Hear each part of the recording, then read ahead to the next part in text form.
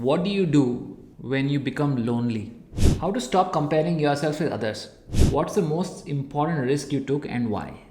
Welcome to the brand new episode of the Vishwas Mudagal Show. Today we are doing something very special, a different format because I'm going to be hosting like a AMA session, Ask Me Anything session on Instagram, and I've got like a ton load of questions right now to answer. And what I thought is, why not I club my podcast along with this, where I'm going to be answering all of these questions on Instagram, but I'm going to be bringing the same thing on the podcast as well. So stay tuned. I'm going to be answering a lot of these questions, and these are going to be super rapid fire questions, and 30 seconds to 45 seconds I'm going to answer each of the questions, and it's going to be super interesting and something that you guys can take away and implement in your personal life and your professional life. All right, so stay tuned.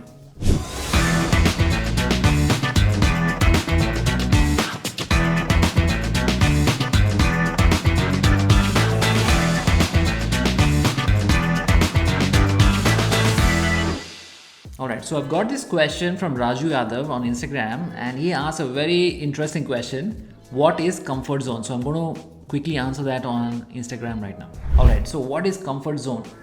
Anything that makes you be relaxed, that is great, but comfort zone can be a trap where you are not able to think out of the box, you're not able to move an inch towards your goal. So what ends up happening is you're so comfortable in what you currently have that you forget everything else and you stop growing. That's where the problem is. Comfort zone is the biggest enemy for anybody. I never be in my comfort zone.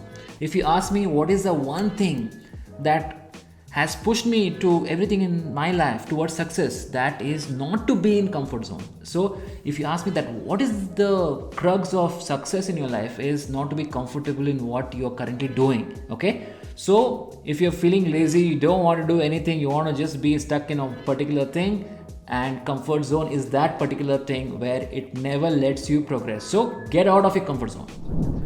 We got a very important question on Instagram. It's from Rinku, and she asked that something that everybody faces: how to stop comparing ourselves with others. In spite of knowing that it's not good, we get trapped. So very important question. Everybody goes through this, so let's see how we can actually deal with it. How to stop comparing yourself with others? Very simple. Be self-obsessed. Everybody tries to look at others, to compare with others and feel miserable about yourself, and they forget the most important thing, that is yourself. So what you got to do is put some blinders on your head and keep focusing on who you are. And social media is the biggest problem. I know it's funny because I'm talking to you over social media right now, but the problem is social media kills you, because everybody out there wants to show you what they want to show you. They will never show you what goes behind the scenes. So beware. Grass is always greener on the other side. But what you got to focus on is your own story. You are the hero of your story. What you got to do is invest in yourself, focus on yourself. You are here right now, you need to go here tomorrow. So it is you versus you, and it's not you versus the world. So that is very important. Focus on yourself.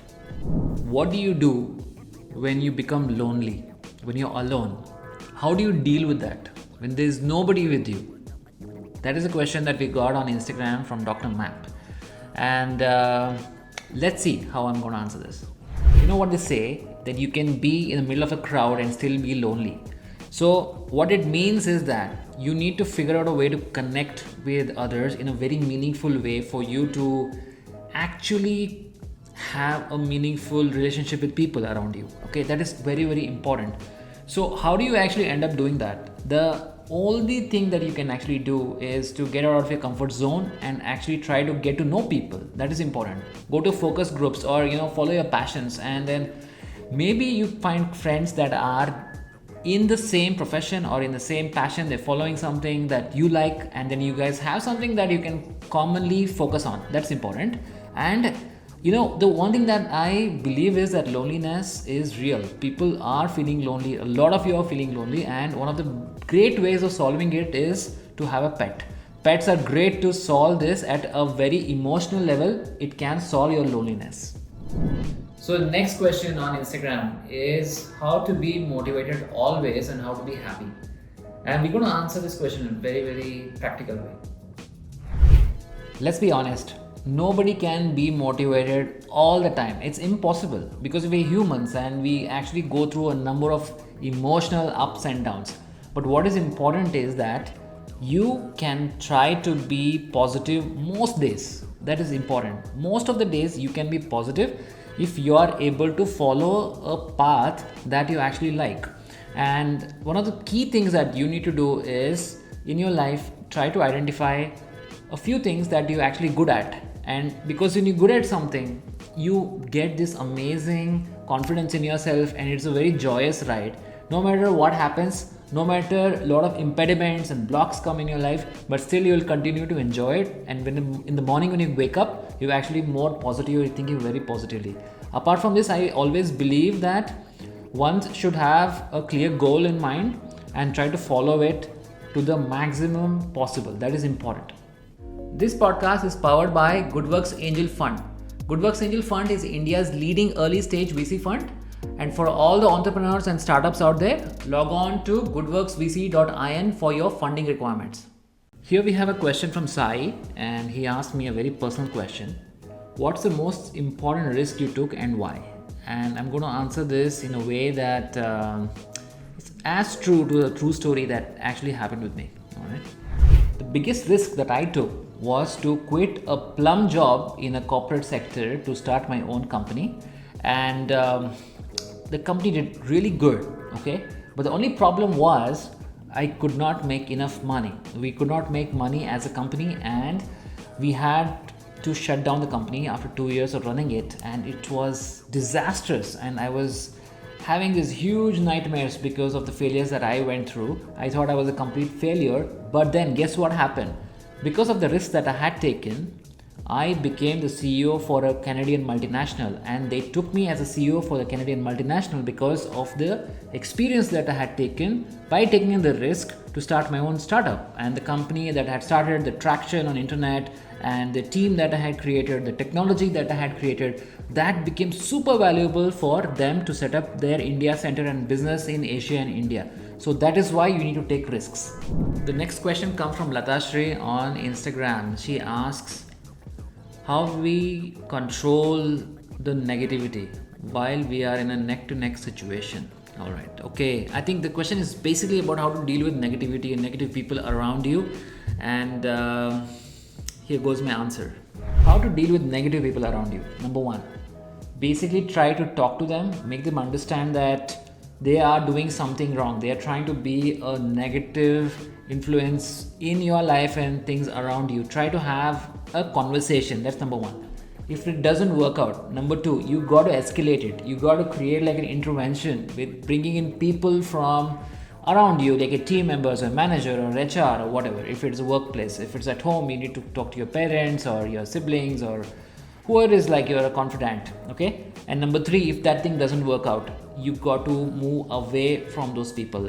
I know it's really difficult to do that in some situations, but it's important that you move away from people who are negative, and there's no other way. Sometimes you just got to cut them out of your life, and that is the only solution. No matter who it is, you can cut them out of your life. You remember that. So Rasika asks a very personal question, and I believe that very important question. It goes something like, I can't decide to whom I should listen, heart or brain. To what I listen, heart or brain. So my heart says one thing and the brain is telling another, and I have got these 50-50 vibes, but what should I do? This is the question. I'm not sure what exactly she means by this and what the situation is, but I'm going to answer it in a very generic way with a couple of examples, maybe, hopefully. All right. What should I listen to, heart or brain? There is no simple answer to this, but you should always look at a balanced approach and then weigh your pros and cons and take a decision. So for example, you want to follow a passion. Say for example, you want to become a painter. You're really good at drawing. Your heart wants to follow it. But number two, your brain is telling you that, hey, maybe I'm not that good, but I don't know how much money I'm going to make. What are the avenues to make money? So the brain is warning you to be practical, because otherwise you're going to be homeless, or you don't even have money. You're going to be broke. So you need to be very practical. All right. Pick up a passion maybe that makes money.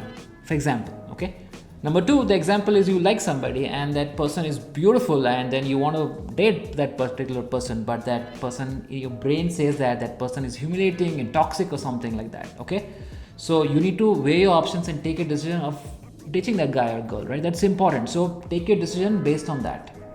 Dikshita asks a question very personal to me, asking me what is my motivation to move forward in life. Okay, very personal question, and here is the answer. What motivates me to move forward? Number one, I'm a dreamer. I dream of converting my dreams into reality. And constantly I'm looking at, okay, telling stories that really touching my own heart and touching people's heart around me. And I want to make a positive difference to people around me. That gives me happiness. That is my motivation to keep moving forward. And I've been doing that in many ways. One is, of course, by storytelling and writing my own books, creating my own superhero universe. And why am I creating the superhero universe? Because I want to be in the business of creating hope.